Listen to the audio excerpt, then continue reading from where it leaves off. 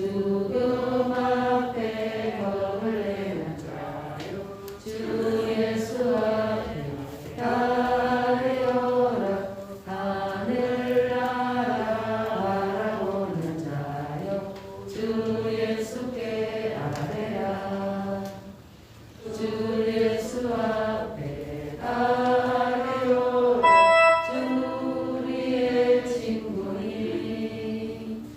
무엇이나 근심하지 말고 주 예수께 아뢰라. 한 번 더 하겠습니다.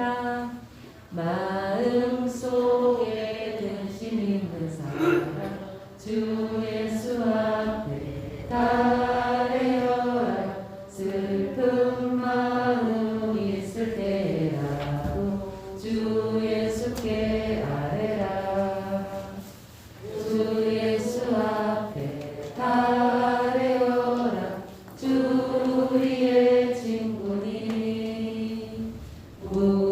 무엇이나 근심하지 말고 주 예수께 아뢰라 눈물 나며 깊은 한숨 쉴 때 주 예수 앞에 달려라 은밀한 죄 내게 있더라도 주 예수께 아뢰라 주 예수 앞에 달려라 주 우리의 친구니 무엇이나 근심하지 말고 주 예수께 아뢰라 괴로움과 우려 있을 때 주 예수 앞에 달려라 내일 일을 염려하지 말고 주 예수께 아뢰라 주 예수 앞에 달려라 주 우리의 친구니 무엇이나 근심하지 말고 주 예수께 아뢰라 죽음 앞에 겁을 내는 자요 주 예수 앞에 달려라 하늘나라 바라보는 자요 주 예수께 아뢰라 주 예수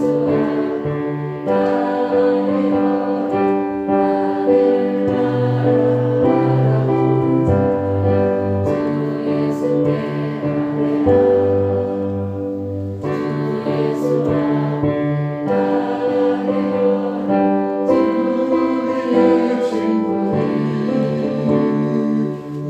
무엇이나 근심하지 말고 주 예수께 아뢰라.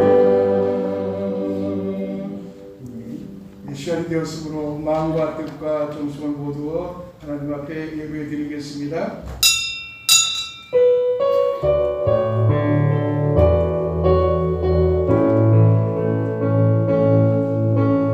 예수 우리 왕이여 이곳에 오소서 자로 주여 임하소 찬양을 받아주소서 주님을 찬양하오니 주님을 경배하오니 왕이신 예수여 오셔서 찾아와서 다스리소서. 아멘. 거룩하신 은혜 하나님, 우리에게 귀한 이제 2021년의 11월의 둘째 주를 우리에게 허락해 주시고 거룩한 주의 날을 선포하며 주의 부르심에 응답하여 귀한 저녁에 오게 하신 은혜를 감사합니다. 돌아보면 우리의 삶 가운데도 때를 따라 주의 은혜가 있었지만 우리의 눈에는 세상 것이 들려오는 소리가 더 크게 들려 늘 불안과 또 초조 가운데 살아가는 죄들이었습니다. 그럼에도 불구하고 변함없는 은혜와 사랑으로 여기까지 도와신 하나님, 오늘 거룩한 주의 날 주의 전에 쓰는 저희들을 긍휼히 주시고 이 안에 하늘을 여셔서 성령으로 이곳에 임재해 주심으로 우리의 심령, 우리의 중심을 온전히 받으시고 우리에게 긍휼을 베푸시는 거룩한 은혜 시간 되게 도와주시옵소서. 여러 가지 형편을 참여하지 못한 심령들 한 가지로 같은 은혜 내려주시고 주를 향한 소망 가운데 날마다 주를 기뻐하며 찬양하며 살아가는 복된 저들의 삶이 되게 도와주시옵소서. 지종을 주를 곁닥하오며 예수님의 이름으로 기도하옵나이다. 아멘.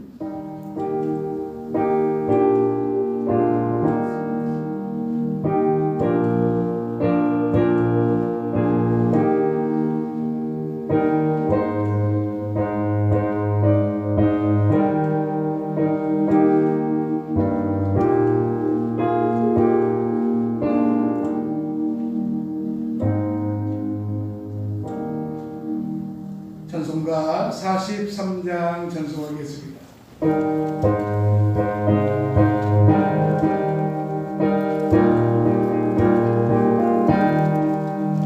즐겁게 한 시간 반갑고 좋은 날 내 마음을 경계한 즐겁고 기쁜 날 이 날을 전함하는 바보라 앞에서 참되신 삼위일체 다 찬송 부르네.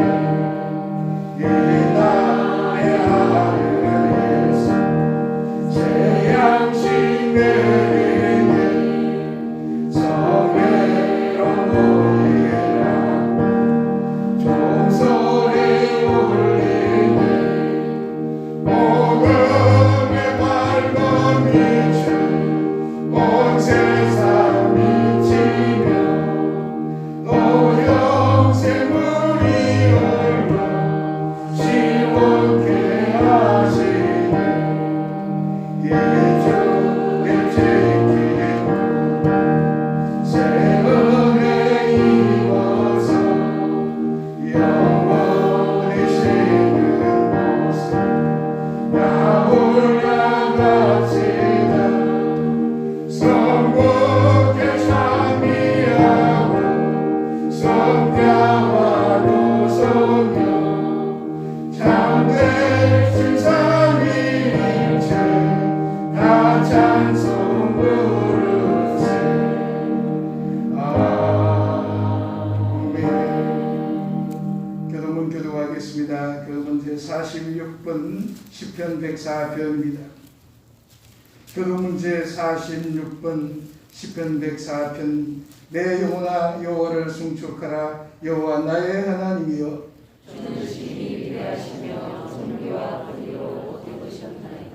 주께서 옷을 입음같이 빛을 입으시며 하늘을 휘장같이 치시며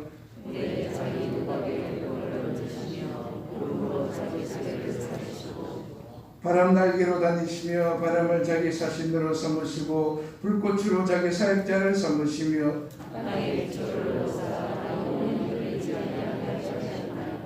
주께서 물의 경계를 정하여 넘치지 못하게 하시며 여호와께서 샘을 골짜기에서 솟아나게 하시고 산 사이에 흐르게 하사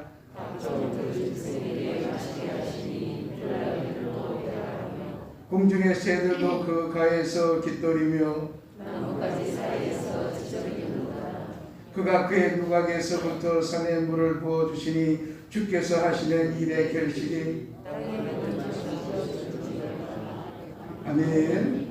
나는 전능하신 아버지 하나님 천지의 창조주를 믿습니다. 나는 그의 유일하신 아들 우리 주 예수 그리스도를 믿습니다. 그는 성령으로 잉태되어 동정녀 마리아에게서 나시고 본디오 빌라도에게 고난을 받아 십자가에 못 박혀 죽으시고 장사된 지 사흘 만에 죽은 자 가운데서 다시 살아나셨으며 하늘에 오르시어 전능하신 아버지 하나님 우편에 앉아 계시다가 거기로부터 살아있는 자와 죽은 자를 심판하러 오십니다. 나는 성령을 믿으며 거룩한 공교제와 성도의 교제와 죄를 용서받는 것과 몸의 부활과 영생을 믿습니다. 아멘. 아지시도 찬송가 258장 찬송하겠습니다.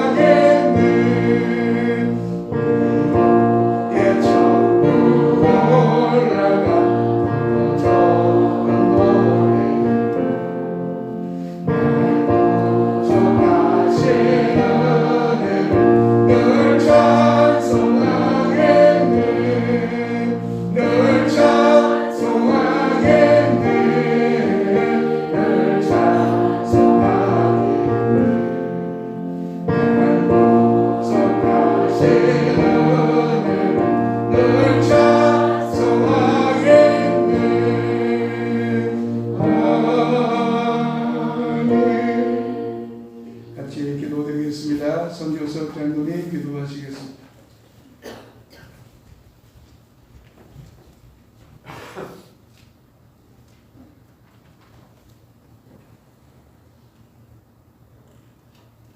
할렐루야.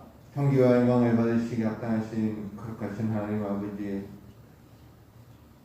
지난 한 주간도 함께하여 주시며 지켜주시고 거룩하고 복된 주의 날을 맞아 하나님의 전으로 나와 예배를 드리게 하시는 데 감사를 드립니다. 구원하여 주신 사랑에 감사와 찬양을 드리며 마음과 정성을 다하여 아버지 하나님께 온전하고 거룩한 예배를 드리기를 원하오니 우리의 예배를 기뻐 받아주시고 주의 영광이 가득한 예배가 되게 하여 주시옵소서. 당구교회가 성령의 기름 부은 가운데 말씀이 선포되고 하나님의 임재를 경험하며 병든 자들이 고침받고 마음의 아픔과 상처가 치유되는 성령 충만한 예배를 드릴 수 있도록 도와주시옵소서. 힘들고 지친 가운데 주님의 은혜를 구하며 기도할 때에 그 어떤 어려움이 닥쳐도 능히 이길 수 있는 힘을 다하여 주시기를 원합니다. 주님께서 저희들을 보호하시면 그 어떤 대적도 당치 못하오니 주의 손으로 저희들을 붙들어 보호하여 주시옵소서. 우리 삶이 힘들어 주저앉고 싶을 때라도 내가 너와 함께하리라, 내가 너를 사랑하노라 위로하여 주시는 하나님을 생각하며 다시 시작할 수 있는 힘을 얻게 하여 주시옵소서. 하나님 아버지, 지금은 어디를 가든 다들 힘들고 어려운 가운데 있지만 이때 믿음을 가진 우리 성도들을 주님께서 붙들어 주시고 지혜를 주셔서 잘 극복해 나가며 승리하는 삶을 살아갈 수 있도록 도와주시옵소서. 사랑의 하나님, 당구교회를 기억하사 주목하여 주시옵소서. 많은 기도의 제목들과 꿈을 가지고 기도하고 있사오니 이 모든 것들이 이루어져 하나님께 큰 영광이 되게 하여 주시옵소서. 지금은 많이 부족하여도 한 걸음씩 한 걸음씩 주께 다가가오니 복에 복을 다하사 저희들의 지경이 넓혀지게 하여 주시옵소서. 근데 하나님 아버지, 지금 며칠 후에 수능을 치르게 됩니다. 시험을 준비 중인 수아와 당구교회에 속한 성도들의 모든 수험생들을 위해 기도드립니다. 또한 하나님의 은혜 가운데 자라게 하셨으니 이제 새로운 길로 접어드는 시점에서도 하나님께서 주관하여 주시옵소서. 시험을 치르는 동안 최선을 다할 수 있게 도우시고 하나님의 은혜를 잊게 하여 주시옵소서. 마치는 시험까지 하나님의 은혜 주심을 믿고 평안한 마음으로 시험을 잘 치르게 하여 주시옵소서. 오늘도 말씀의 검을 들고 단위에 서신 목사님을 기억하시고 성령 충만케 하셔서 심령과 골수를 쪼개는 능력의 말씀이 선포될 수 있게 도와주시옵소서. 그 말씀이 선포될 때에 온 성도들이 온전한 하나님의 말씀으로 여기고 하나님의 음성을 듣는 은혜가 있게 하여 주시옵소서. 오늘도 성전 곳곳에서 예배를 위하여 봉사하며 섬기는 일로 애쓰는 모든 주의 사람들에게 은혜를 주시고 천국에서의 보화와 이 땅에서도 부족함이 없는 풍성한 삶을 살 수 있도록 도와주시옵소서. 지금 드린 예배가 아버지께 연락되기를 원하옵고 예수님의 이름으로 기도드리옵나이다. 아멘.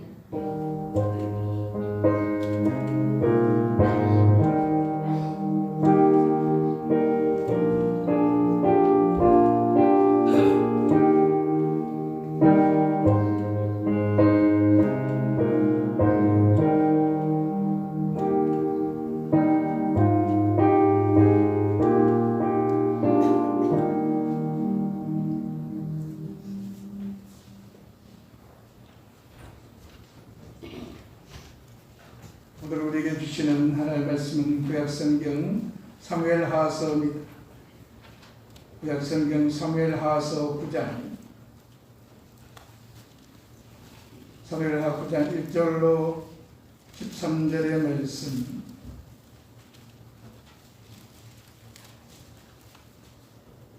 작은 성경 구약 476쪽에 사무엘하 9장 1절로 13절 제가 봉독해 드리겠습니다.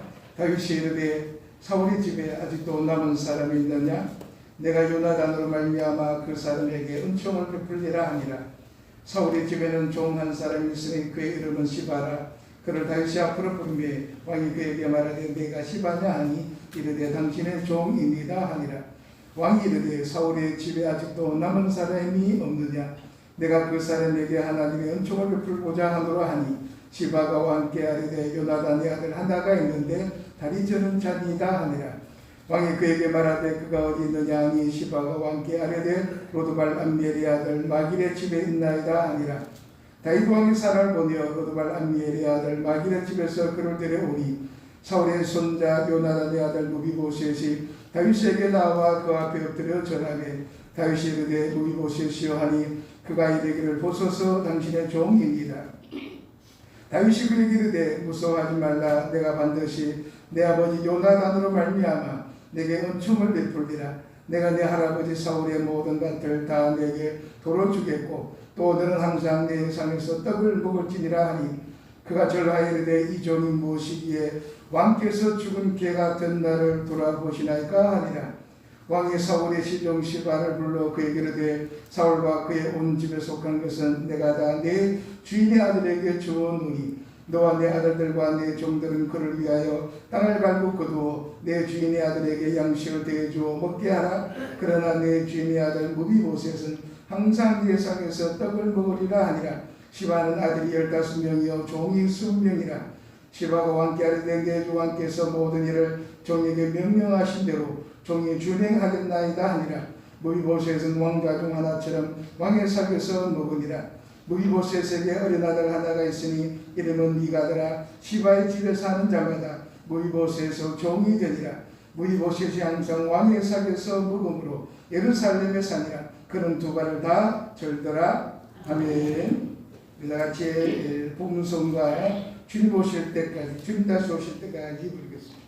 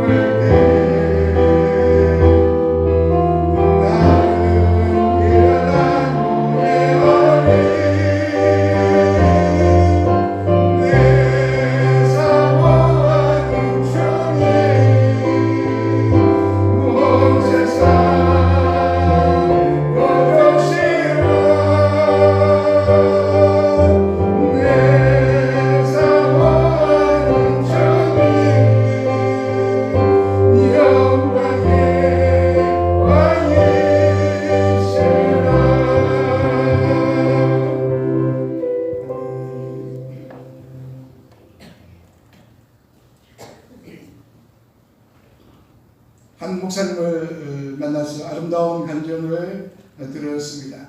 사모님이 어느 날 병을 얻어서 그만 암 수술을 받게 되어서 수술 받은 날이 되었습니다.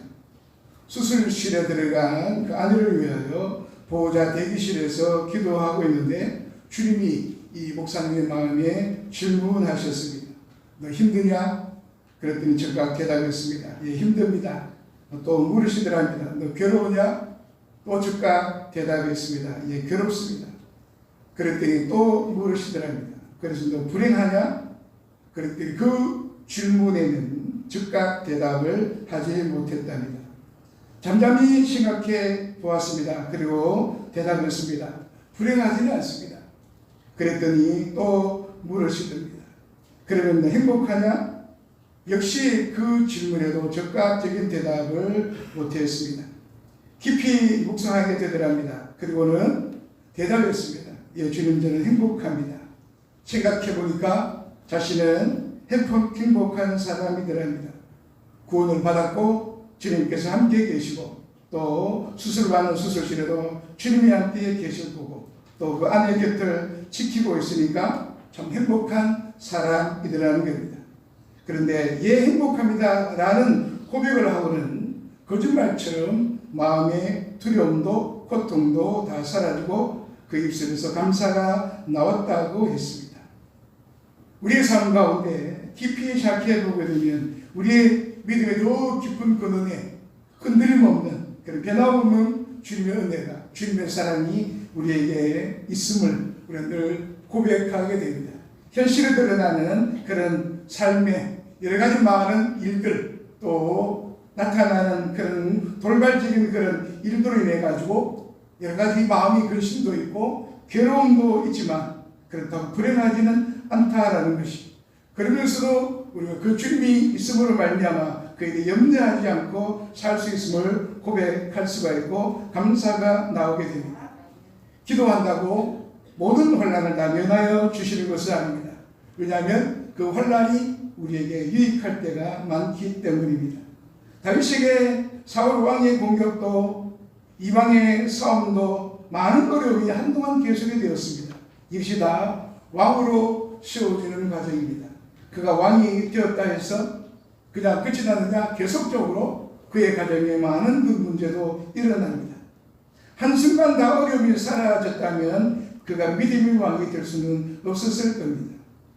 만일 우리가 신앙생활을 하는 가운데 우리가 늘 성공하고 평안을 바라고 축복만 바라봤다면 끝까지 믿음을 지킬 수는 없는 겁니다.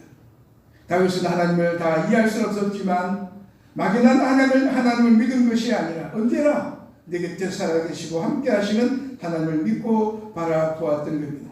그리고 늘 우리가 평소에 주님과 동행하는 자가 되는 것이 은혜고 그럴 때 변함없는 그 하나님의 사랑 어떤 우리 앞에 일들이 사건이 환란이 있다 할지라도 이게 두려워하지 않냐 그럼에도 굳건한 믿음의 반석 위에 서게 되는 것입니다. 이 한 해가 얼마 남지 않은 시점에도 우리 지난날을 돌아보면서도 그럼에도 많은 괴로움도 힘든 부분도 많았지만 그렇다고 불행하지는 않아요. 왜냐하면 우리의 삶의 가장 기본적인 자리에 우리를 붙드시는 하나님의 은혜의 손길이 있음을 우리가 믿기 때문에 늘 주와 동행하며 오늘도 우리의 삶이 또 내일도 우리의 삶이 주님 주신 그 은혜와 그 기쁨으로 감사하며 살아가는 복된 은혜가 있으시기를 주의 이름으로 간절히 소원합니다. 오늘 본문의 이 9장에 앞서서 8장에 보면 그야말로 다윗 왕의 전성기가 벌어집니다. 가는 곳마다 하나님이 이기게 하셨다 그런 말씀들이 나오고 계속적인 그런 굉장한 번성의 시기를 누리게 됩니다. 그런데 사실 좋은 일이 일어나고 성공이 일어나고 번영이 일어나고 승리를 늘 맞다 보면 거기에 도취되기가 대단히 쉽습니다. 사람이 되게 성공하면 변한다 그런 말 합니다. 왜냐하면 성공의 도취에서 과거를 잊어버리기 때문에 모든 것이 변합니다. 근데 다윗은 그때 오히려 과거를 기억하는 시간을 가집니다. 사울왕에 대한 그리고 요나단에 대한 그런 기억이 떠올랐습니다. 그래서 다윗은 신하들에게 사울의 집에 아직도 남은 사람이 있느냐. 그때 사울의 집에 있던 종은 3절에 있는 요나단의 아들 하나가 있는데 다리 저는 납니다. 그렇게 대답합니다. 지금 다윗은 권력의 최고의 정상에 올랐습니다. 웬만한 흔들에 들어오지 않습니다. 그때 다윗은 요나단의 아들 무비보셋 자기의 최고의 친구였던 절친이었던 요나단 그러나 그 요나단은 자기의 원수와 같았던 사울왕의 아들이었는데 그 요나단의 아들 무비보셋을 쳤습니다. 사무엘하 4장에 보게 되면 그게 무비보셋이 처음으로 등장하는데 4절을 보면 사울의 아들 요나단에게 다리 저는 아들 하나가 있었으니 이름은 무비보셋이라 전에 사울과 요나단이 죽은 소식이 이스라엘에서 올 때에 그의 나이가 5살이었는데 그 유모가 안고 도망할 때 급히 도망하다가 아이가 떨어져 절개되었더라 기록합니다. 도망다닌 중이니까 제대로 무슨 치료가 있었겠습니까? 그래서 그는 심각한 장애인이 되었습니다. 세월이 흐르고 다윗이 통일대 왕국의 왕이 되었습니다. 사울의 집에 아직도 남은 사람이 있느냐? 그때 사울의 집에 있던 이 종이 분명코 아들 하나 있긴 하는데 붙지도 않을 그런 사족을 붙입니다. 다리 저는 자입니다. 그 말은 다들 알아 있긴 있는데 쓸모없는 사람입니다. 왕이 그런 사람 신경 쓸 필요가 없는 사람입니다. 그런 뜻입니다. 그때 다윗은 어떻게 반응하냐면 요나단의 아들이 다윗을 전다 어떤 자에게 전혀 관심이 없습니다.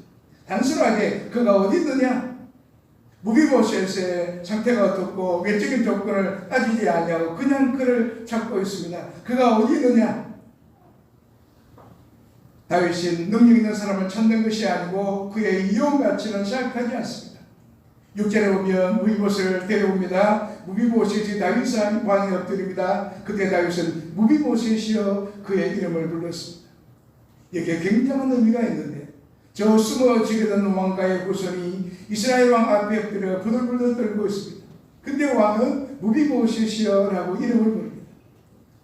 보소서 당신의 종입니다. 그때 무비보셋은 대답하면서도 자기의 이름을 밝히지 않습니다. 왜 그러냐? 자기의 과거를 암시하는 그런 상태 같습니다. 지금까지 그는 이름이 있지만 이름 없는 존재로 살아왔습니다.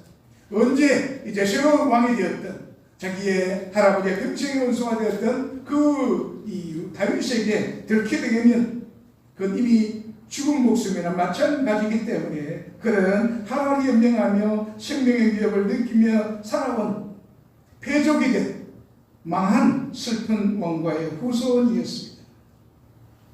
그래서 그는 이름 없이 살아옵니다. 아니면 이름을 감추고 싶었을 겁니다. 그래서 산 것이 아니고 그저 하루하루 생존했는, 그래서 보소서 당신의 종입니다 라는 그 말에는 이제는 죽이든 살리든 당신에게 손에 맡기겠습니다. 처분대로 맡기겠습니다. 그런 의미가 있습니다.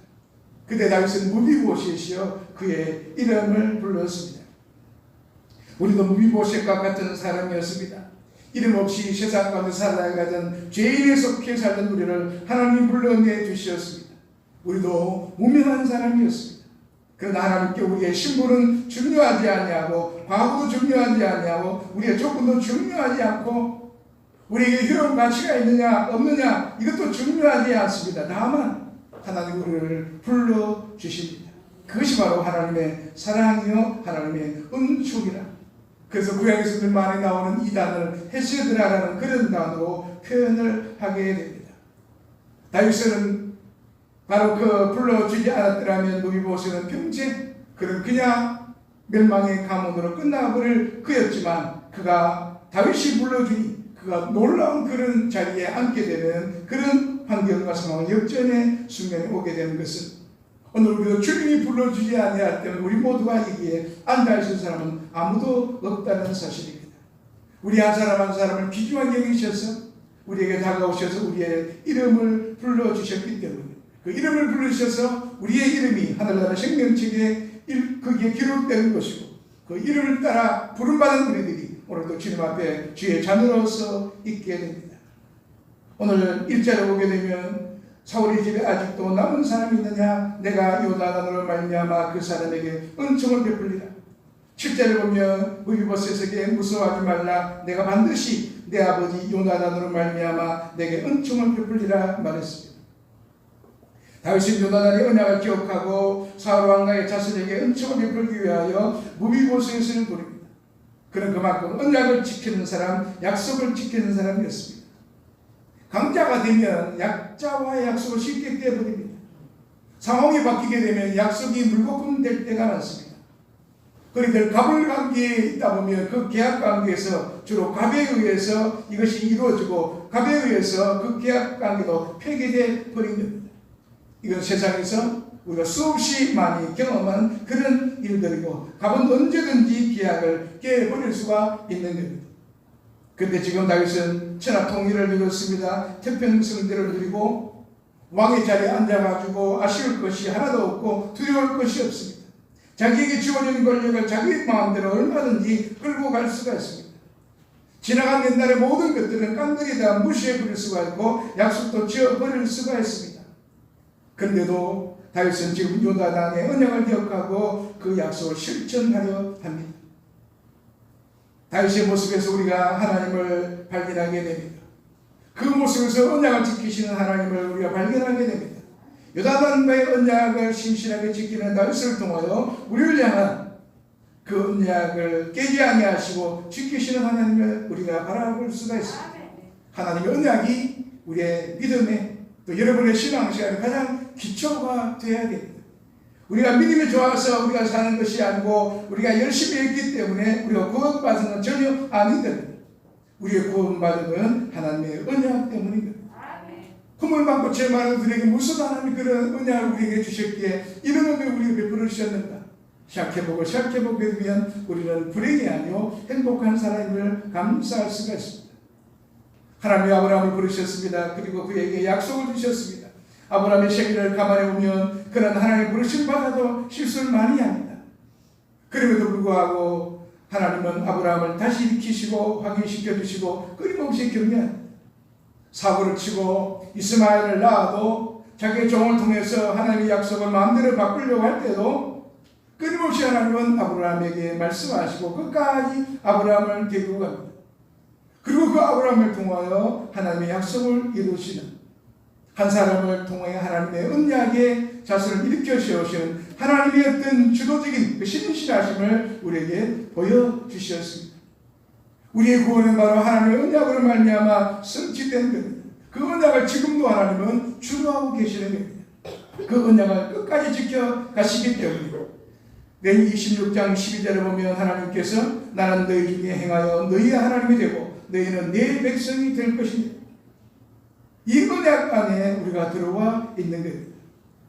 이것은 하나님 편에서 깨어지지 않는 약속이고 우리가 실수하고 넘어져도 우리에게 연약함이 있어도 우리의 구원은 우리의 마지막 영광스러운 구원은 흔들리지 않는 겁니다. 예수 그리스도의 피를 믿는 사람에게는 그 피로 인하여 구원받는다는 하나님의 언약이 있기 때문에 더 이상 실패하지 않고 승리할 것입니다. 우리를 구원의 반열에 세우셔서 시편 2편 7절의 말씀처럼 너는 내 아들이라 오늘 내가 너를 낳았도다 말씀하시고 그리고 그 하나님의 아들로 우리를 승리하는 삶을 살게 하시기 때문에 우리는 걱정할 것이 없습니다. 다윗이 처음 무비보셋을 찾았을 때 무비보셋의 입장이 어떻겠습니까? 자기는 자기 아버지와 아버지 요나단과 다윗과의 언약을 전혀 알지 못합니다. 그가 태어나기 전에 했던 일이었기 때문에 그리고 그는 늘 다윗의 그 왕권하에 숨어 지냈던 사울왕의 손자고 사울왕은 다윗을 죽이려고 몸부림쳤던 그 사람이기 때문에 다윗과 사울의 관계는 굉장히 미묘한 겁니다. 죽고 죽이려는 관계 속에서 다윗이 살아났습니다. 그리고 마침내 이스라엘의 왕이 되고 사울과 요나단이 죽고 난 다음에 이스라엘 왕이 될 수 있는 사람은 바로 당연히 무비보셋이었습니다. 근데 무비보셋은 이 정치적인 그런 힘에 밀려서 다윗의 힘에 밀려가지고 그는 도망다닌 자 되고 죽음의 위험을 받게 됩니다. 오랜 세월의 왕실에서 무비보셋을 찾았을 때 얼마나 두렵겠습니까? 이제 사울 왕과의 전제를 제거하기 위하여 자신을 잡으러 온 것이 아닌가 의심할 수도 있었을 겁니다. 드디어 이제 실을 말리는구나, 이제 끝이 났구나, 죽었구나 그렇게 생각할 수도 있었습니다. 왕 앞에 있었던 무비보셋은 두려움에 차 있었습니다. 그런데 다윗은 무서워하지 말라 7절에 말합니다. 죽음의 공포에 시달린 무비보셋에게 위안을 주는 그런 음성이었습니다. 무서워하지 말라. 내가 반드시 내 아버지 요나단으로 말미암아 내게 은총을 베풀리라. 그때 무비보셋은 어떻게 반응합니까? 오늘의 가장 중요한 구절이 이전 무엇이기에 왕께서 죽은 개 같은 나를 돌아보시나이까 말합니다. 무비보셋이 자기를 표현하기를 죽은 개 같은 나라 표현합니다. 자기 겸손의 모습이 아니고 무비보셋은 그야말로 아주 어두운 아주 낮은 자존감을 가지고 있었다는 겁니다. 이스라엘에서 개라고 하는 그런 표현은 아주 비천한 의미입니다. 자기 경배를 하고 자기 멸시하는 그런 의미가 있기 때문에 자기는 지금 사랑을 받을 만한 존재가 아니라는 뜻입니다. 우리는 거기서 무비보셋이 지금까지 어떻게 살아왔는가를 잘 알 수가 있습니다. 옛 왕실의 후손으로서 모든 역사마다 왕실의 후손은 멀리 유해를 보내든지 아니면 다 그 시를 말살하는 것이 보통 그 다음 왕의 자리를 앉는 사람들이 하는 겁니다. 그런데 그런 순간에도 그에게는 그런 두려움 때문에 어떤 왕의 후손의 그런 기쁨도 없고 얼마나 그가 어렵게 살았는가를 알 수가 있고 생명을 겨우 연명하며 한 맺힌 삶을 살아왔던 겁니다. 지금 두렵고 떨립니다. 한 번도 경험해보지 못했던 관계로 인하여 두려움을 느낍니다. 다윗은 무비보셋에게 놀라운 사랑을 베풀었습니다.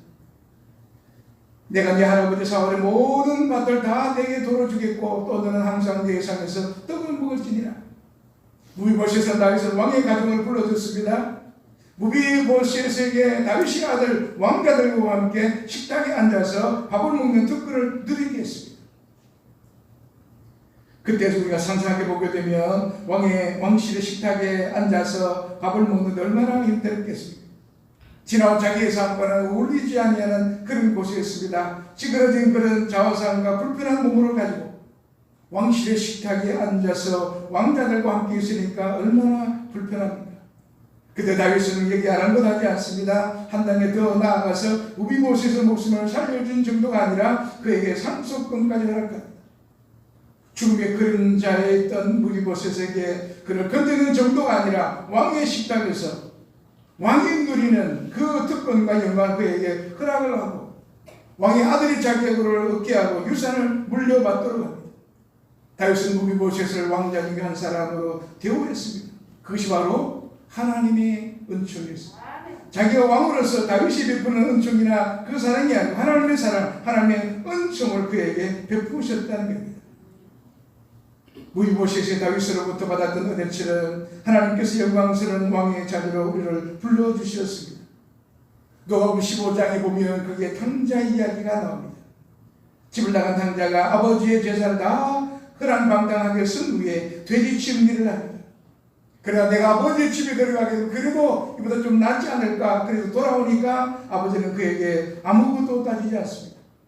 그를 위하여 오히려 풍성한 잔치를 베풀고 기뻐합니다. 그가 예쁜 짓을 한 것이 아니고 그가 한 것이라고는 아버지의 유산을 빼앗고 돌아다니며 다 써버리고 돌아온 것밖에 없습니다.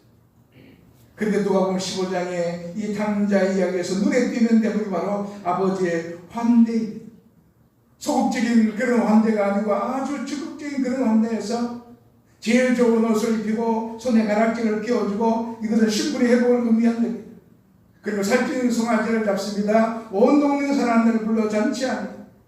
온 동네 사람 불러 하는 것은 바로 온 동네가 다 그를 용서하고 그만큼 온 동네가 그를 환대하고 온 동네가 그를 부족의 아들로 기꺼이 받아들일 수 있도록 했던 겁니다. 아버지의 최선을 다한 사랑, 충분한 사랑이었습니다. 아버지가 만약 이 둘째 아들에게 조금 용서해주고 남과 좀 자숙하고 있거나 그렇게 하지 않습니다. 아무것도 묻지 아니하고 완벽한 사랑으로 모자람이 없는 그런 사랑을 베풀어 주었던 겁니다. 탕자는 집을 나갈 때부터 마음에 문이 닫혀 있었습니다. 돌아오면서도 스스로 죄인의식에 빠져서 나오기가 어렵습니다. 와서도 그저 나는 주인의 아들보다도 종이한 사람처럼 그런 마음을 가지고 와서 정말 주변의 시선을 생각할 수밖에 없습니다. 탕자의 힘은 물론이요 동네 사람들까지 가시하며 어떤 여러모리 한다면 이 탕자는 갈 곳이 없고 또다시 그가 떠날 생각을 할 수밖에 없었을 겁니다. 많은 사람들이 성진한 심령으로 세상을 떠돌다가 교회 와서 다시 상처를 받는 그런 일을 입을 때가 많습니다. 어떤 면에서 교회가 세상을 품기에 정말 협소한 그런 공간일 때가 많이 있다는 걸 우리가 듣게 됩니다. 근데 하나님 아버지의 품은 넉넉해서 그 아버지는 바로 우리의 하나님이셔서 어떤 망가진 영혼, 어떤 상처난 영혼이라 할지라도 품으실 수가 있기 때문에 처음에 와서 하나님의 은혜가 사랑에 낯설어가지고 어떻게 해서 어울리지도 않고 하나님의 큰 사랑이 나에게 어울리지도 않은 것 같습니다. 어색합니다. 받아들이기가 대단히 힘이 듭니다. 그러나 그 안에 하나님의 사랑을 어시고시 받아 누리고 또 그 은혜를 느끼게 되면 정말 그 하나님의 사랑이 얼마나 큰가를 새롭게 우리가 느끼게 됩니다. 거절하지 아니하시고 우리가 뭘 했느냐 묻지 아니하시고 어떤 경우도 우리를 거절하지 아니하고 우리에게 아들의 신분을 주실 뿐만 아니라 그 신분에 걸맞게 대우해 주시는 하나님이십니다. 우리가 주님을 만나기 전까지는 모든 영혼은 망가진 영혼이었습니다. 이 무비보셋처럼 육체적인 절룩거리만 할지라도 병든 영혼이요 그저 환경 탓하고 부모 탓하고 그렇게 살아온 우리의 생이었지만 우리의 어두운 이 자아상이 우리 내면에 이미 깔려 있는 겁니다. 우리가 예수 믿기 전에 삶이 어둡고 상처 입은 영혼이요 억눌린 영혼이었는데 근데 어느 날 하나님 우리를 찾아오시고 우리를 불러주십니다. 그냥 불러주신 것이 아니라 왕실로 불러주셨습니다. 그 복음의 능력이 우리의 인생을 한순간에 완전히 바꾸어 놓았습니다.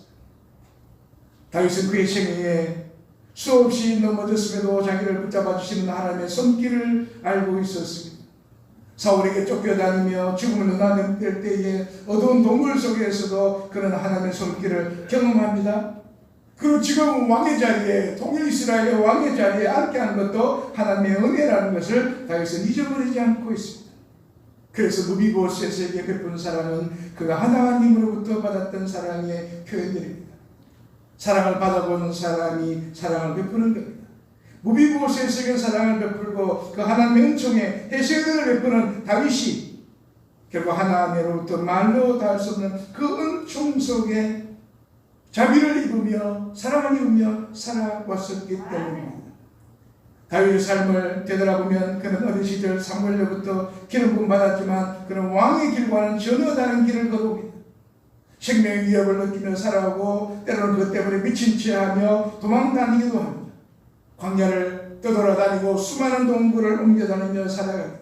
근데 하나님이 그를 왕의 자리에 승리의 자리에 이끌어주신 것은 하나님의 은총의 그 자비의 사랑이었습니다.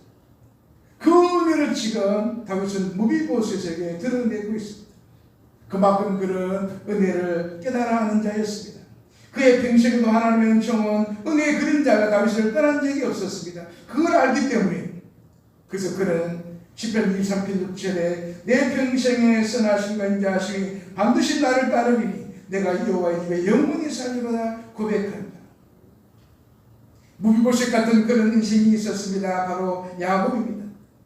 자신이 쌓았던 것 다 송두리째 날아가 버릴 수밖에 없는 절체절명의 순간에 그런 야복나루에서 하나님 앞에 섰습니다. 밤새도록 하나님의 사자와 씨름하다가 허벅지의 관들이 부러져 절룩거리게 됩니다. 그 순간 이스라엘이라고 하는 새로운 이름을 얻습니다. 죽을 위해서 위기에서 다시 사는 은혜를 입었습니다. 비록 다리를 들었지만 그는 하나님의 은총이 그에게 임했습니다. 위기가 끝이 나고 그에게 새로운 인생의 분기점을 맞이합니다. 이제는 야곱이 아닙니다. 이제는 자기의 꾀와 능력으로 살아가는 인생이 아니라 하나님의 은총으로 살아가는 인생이 되었습니다. 그가 다리를 저은 것은 바로 그 하나님의 은혜의 은총의 상징임을 보여주는 겁니다. 그리고 하나님이 그의 여러 가지 이 아픈 몸을, 불편한 몸을 그의 다리를 낫게 해주지 않으셨습니다. 일평생 야곱은 지팡이를 짚고 다녔습니다. 그것이 바로 상징적인 것이 너는 이제는 너의 힘을 의지하는 것이 아니고 하나님을 의지하는 자다, 하나님의 은총이 필요한 자다라는 그런 뜻입니다. 지난날 하나님의 힘이 아니고 자기 힘으로 살려고 했던 그 인생은 끝이 났습니다. 이제는 하나님의 은혜가 매 순간 필요한 은총이 필요한 자로 바뀌었습니다. 망가지고 깨어진 시기에 다가오신 하나님이 그를 살짝 만져봐 주셔도 그런 이른 달을 절게 되고 그 다음 놀라운 변화의 삶이 일어납니다. 무비보셋이라고 하는 이름은 불명예를 씻어주고 수치스러움을 벗겨준다는 그런 뜻입니다. 아마 그는 자기가 이름을 지었지 않을 것이기 때문에 부모가 지어졌는데 무비보셋이라고 하는 이름은 그의 인생이 억울함과 불행스러운 것들로 가득했음을 봅니다. 그런데 그 인생에 들어오신 수치와 부끄러움을 씻는 날이 왔습니다. 다윗이 그를 기억하고 그를 부르고 그를 밝은 세상으로 이끌어 주었습니다. 복음이라고 하는 것은 우리에게 주는 은혜가 무엇입니까? 고린도서 6장 9절 이하에 무명한 자 같으나 유명한 자요 죽은 자 같으나 보라 우리가 살아있고 징계를 받는 자 같으나 죽임을 당하지 아니하고 근심하는 자 같으나 항상 기뻐하고 가난한 자 같으나 많은 사람을 부유하게 하고 아무것도 없는 자 같으나 모든 것을 가진 자입니다. 그들을 보면 세상 사람들을 보면 뭐 그렇게 좋아가지고 그런 형편도 아닌데 그렇게 교회 다닌다고 좋아하고 저렇게 살아갈까? 죽은 자 같고 징계를 받는 자 같은데 근심하는 자 같은데 아무것도 없는 자 같은데 많은 사람을 오히려 부욕해 하고 항상 기뻐하고 오히려 모든 것을 가진 자처럼 살아가는 그런 은혜는 이것이 바로 복음으로 주시는 역전의 은혜입니다. 예수 그리스도 안에서는 더 이상 수치도 없고 저주도 없고 그것이 오히려 바뀌어서 영광으로 바뀌고 우리의 신분이 말할 수 없는 정도로 높아지게 됩니다. 왕의 식탁에 앉아서 왕과 함께 모든 것을 나누는 것을 생각해보면 얼마나 흥분된 일입니까? 늘 죽음에 두려워서 숨어 살던 초라한 절망적인 그런 한 왕가의 후손이 왕의 식탁에서 왕자들과 함께 밥을 먹는 존귀한 신분이 되어서 엄청난 특권을 누리게 됩니다. 오늘 우리가 누구입니까? 왕 중의 왕이신 하나님께서 하나님의 식탁으로 우리를 초대하신 사람들입니다. 요한계시록 3장 20절 이하에 볼지어다 내가 문 밖에 서서 두드리노니 누구든지 내 음성을 듣고 문을 열면 내가 그에게로 들어가 그와 더불어 먹고 그는 나와 더불어 먹으리라. 이기는 그에게는 내가 내 보좌에 함께 앉게 하여 주기를 내가 이기고 아버지 보좌에 함께 앉는 것과 같이 하리라. 왕중왕이신 주님께서 보좌 앞에 함께 앉는 그 특권을 오늘 우리로 하여 똑같이 누리게 하신다는 겁니다. 내가 내 보좌에 함께 하여 주신다. 그래서 우리가 우리를 인생을 초라하다고 말할 수가 있겠습니까? 우리를 부끄러울 할 것이 없습니다. 무비보셋은 정말 그의 자아상이 절망적인 상태입니다. 그런데 그는 다윗에게 8절에 이 종이 무엇이기에 왕께서 죽은 개 같은 나를 돌아보시나이까 고백합니다. 근데 다윗은 그걸 보지 않습니다. 무비보셋은 항상 예상에서 떡을 먹으리라. 꽁꽁 숨어있던 그가 어느 날 다윗이 그를 불러내었어. 왕가에 숨어있는 왕의 후손을 찾아내어가지고 어둠 속에 살고 죄 속에 찌들어 살았던 그 죄책감에 두려움과 올려 살았던 그런 우리도 하나님이 불러내신 겁니다. 우리가 하나님을 찾은 것이 아니요 하나님 우리를 찾은 것이고 우리가 하나님 앞에 다가간 적은 없었습니다. 하나님께서 우리에게 다가오셨던 겁니다. 우리를 만나주시고 우리 이름을 불러주셔서 우리를 상태를 묻지 아니하고 있는 그대로 받아주셨습니다. 너는 나의 식탁이 아니다. 우리를 불러주셔서 이제 우리는 그 주님으로 인하여 신분이 상승이 되고 왕의 자녀가 되고 하나님의 사랑받는 아들과 딸이 되었습니다. 이제 우리 할 일은 무엇입니까? 아버지의 유업을 받은 자로 모든 것을 가진 자답게 살아가는 겁니다. 우리는 무명한 자 같지만 유명한 자요 하나님께 우리 이름을 기억하시고 우리를 불러주셨습니다. 그 피의 언약 때문에 우리를 끝까지 승리하게 하셨고 우리의 구원을 포기하시지 않으셨습니다.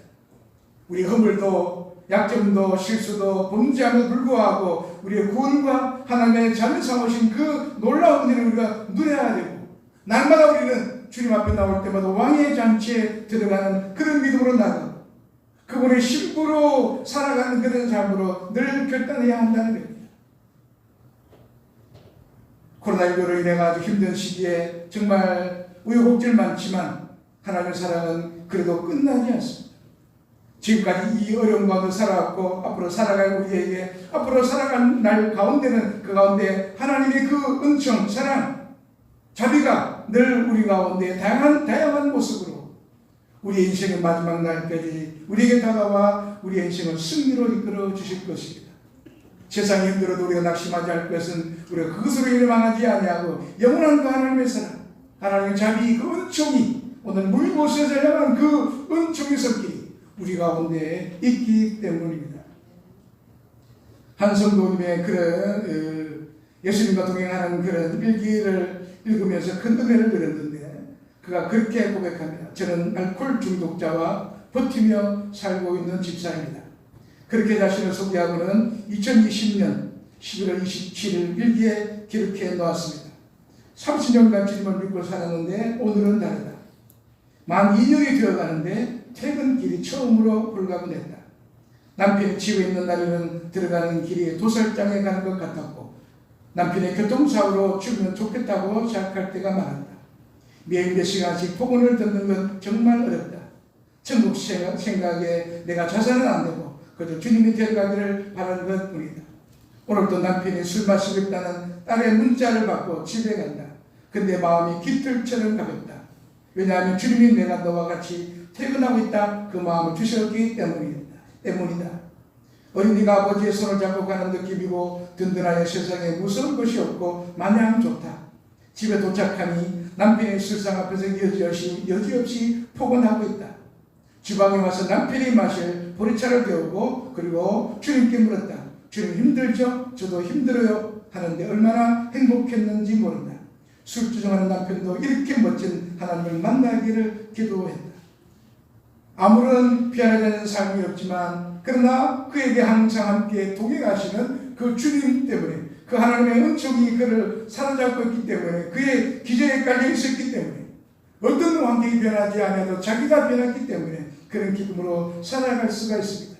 어떻게 이런 믿음의 열매를 맺었는가 보여주는 것은 자기가 오래 참고 인내하려고 버틴 것이 아니고 그저 주님과 동행했더니 그때 되돌아보니까 그의 삶에 이런 열매가 맺어지고 있었다는 겁니다. 우리가 살아가는 사람과 동행하면 아무리 길고 먼 길이라도 금세 시간이 지나간다 말하는 것처럼 우리가 매일 주님의 은총, 그 사랑으로 교제하는 그런 매일의 삶을 사는 것 그것밖에 없지만, 근데 돌아보면 내 삶에 하나님의 은총을 통하여 우리로 하여금 아름다운 열매를 맺게 하신 은혜가 임하게 되는 겁니다. 이것이 우리에게 약속된 은혜입니다. 삶의 위기와 어려움, 또 지난날에 살아온 것도 우리의 미래도 마찬가지입니다. 그 미래도 하나님의 사랑에, 그 은총 안에 있다는 사실입니다. 그 은총을 뛰어넘을 수 있는 시련과 고난은 없습니다.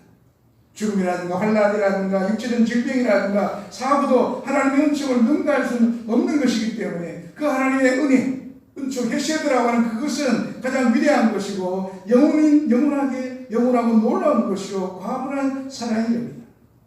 아들을 아끼지 아니하시고 주셨던 하나님께서 우리에게 모든 걸 주시겠다 말씀하신 그 사랑에 젖어들면서 우리를 부르신 하나님의 그 자리에 왕의 식탁에, 우리를 부르신 주의 음성에 귀를 기울이면서 우리를 환대하시는 그분의 사랑, 이런 마음으로 살아갈 때 우리는 세상에서도 정말 우리의 모습을 보고 왕의 자녀들이다 그렇게 일컬음 받게 하시는 그런 믿음의 삶들이 이 어려운 때도 늘 함께 하시기를 주의 이름으로 간절히 소원합니다. 기도하겠습니다. 그렇게 하신 주님, 주의 크신 은혜, 지난날의 삶을 돌아보면 정말 끝난 것 같은 그런 시절, 희망이 없는 시절 같지만 그러나 보이지 아니하는 변함없는 하나님의 은총, 그 사랑, 그 은혜가 우리에게 있기 때문에 지난날에도 지금도 미래도 함께 할 것이고, 이걸 뛰어넘을 수 있는, 하나님의 은총을 뛰어넘을 수 있는 시련도 연단도 고난도 없음을 분명히 믿고 오늘 또 주님을 향해 얼굴을 들고 우리의 이름을 불러주신 주의 음성에 귀를 기울이며 그 사랑에 환대로 우리를 받으신 하나님의 그 사랑에 늘 감사하며 우리 하나님의 자녀임을 담대히 선포하며 세상을 향해 나아가는 복된 믿음의 사람들, 승리의 사람들 되게 주님 축복하여 주시옵소서. 예수님의 이름으로 기도합나이다. 아멘. 찬송가 407장 찬송하겠습니다.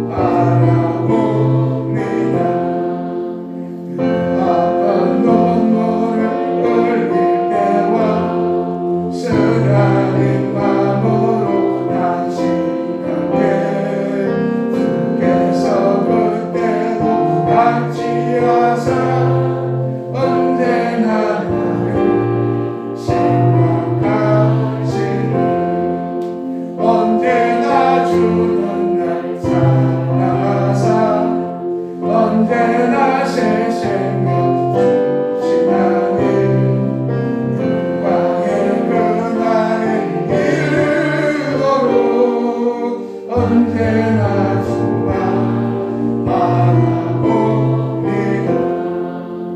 내 몸의 약함을 아시는 분 못 고칠 질병이 아주 없네.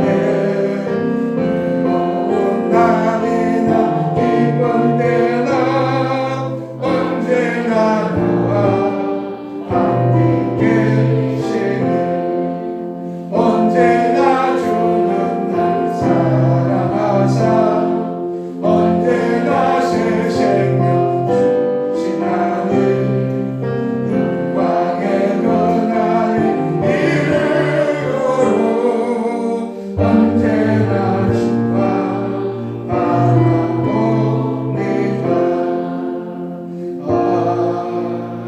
아멘.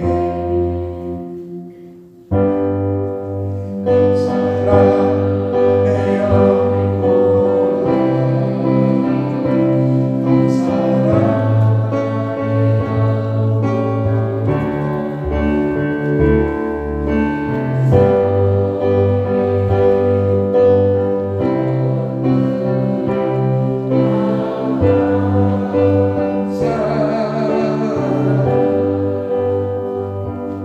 실제물 이찬을 장로님 가정 최정유 문사님, 오현필 집사님, 김국자 권사님 무명으로 들었습니다.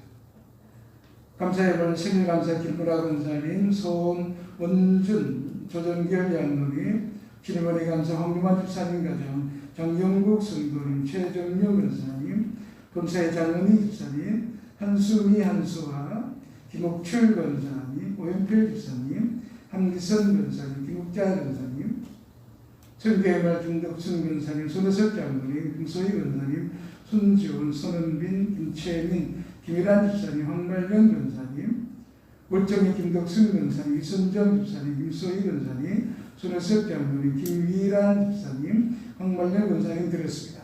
기도하겠습니다.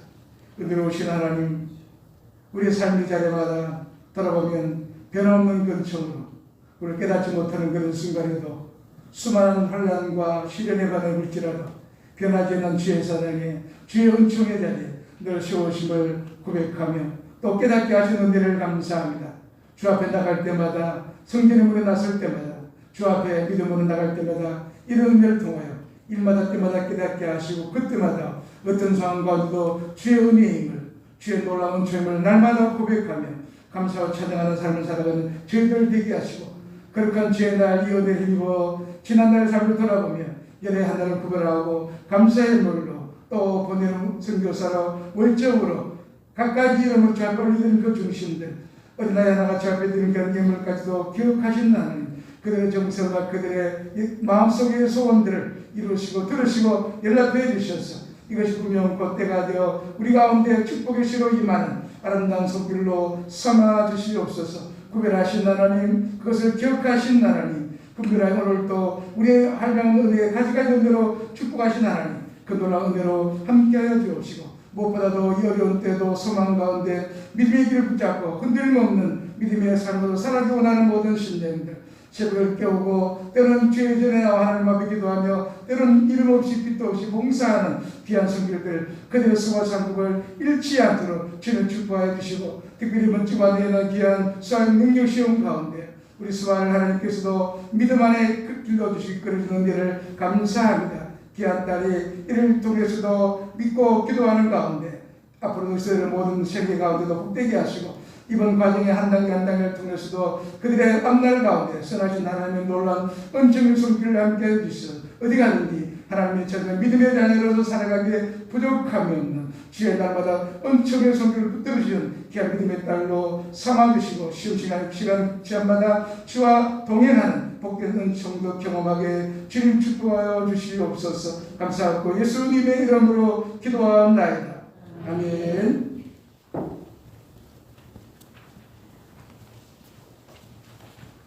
교회 소식을 알려드리겠습니다. 여러분 다음 주이 벌써 올해의 추수 감사절로 지키게 됩니다.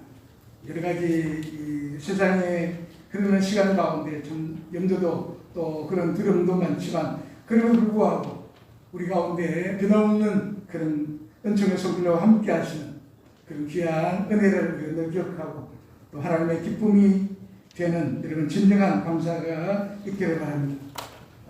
늘 연례도 우리가 재단상을 준비하는데 토요일까지 여러분 이 필요한 좋은 어떤 곡식이나 또 열매가 있다면 재단에 가져오셔서 또 재단을 통하여 하나님 앞에 감사의 재단을 쌓을 수 있도록 토요일까지 교회로 가져오시면 되겠습니다.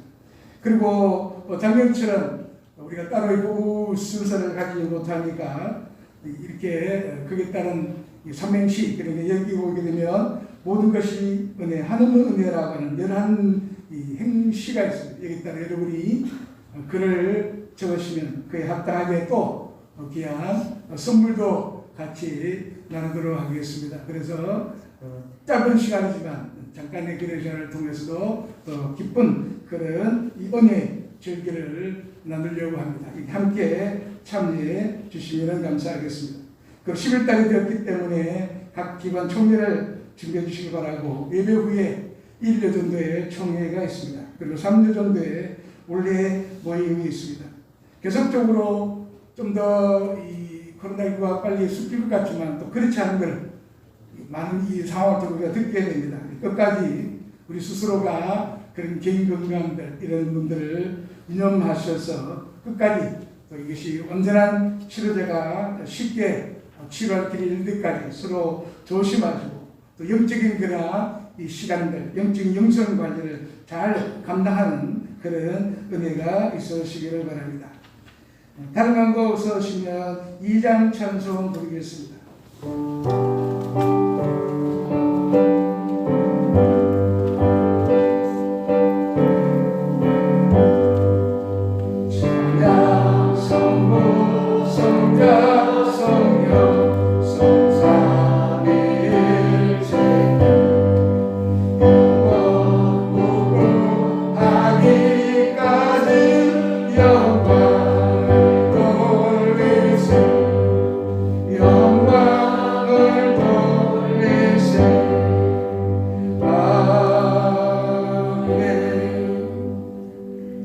지금은 우리 구주 예수 그리스도의 그 크신 은혜와 하나님 우리 아버지의 말로 닿을 수 없는 사랑하심과 성령님의 감동 감화 위로되지 역사 충만 교통하심 오늘 거룩한 주의 날로 하나님의 크신 은총과 그 사랑 가운데 머물며 그 은혜로 말미암아 어떤 어려움 가운데도 우리의 앞날 가운데도 이 은혜의 있음을 믿고 오늘도 믿음으로 담대하게 나가기 원하는 모든 심령들 위해 이제부터 영원토록 함께 하시기를 간절히 축원하옵나이다.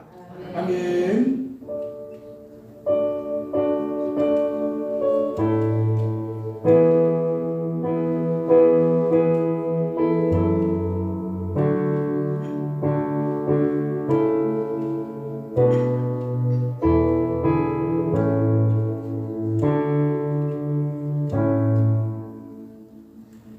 앞뒤 좌우에 우리 인사하겠습니다. 하나님의 은총이 떠나지 않는 믿음의 가정이 되기를 바랍니다.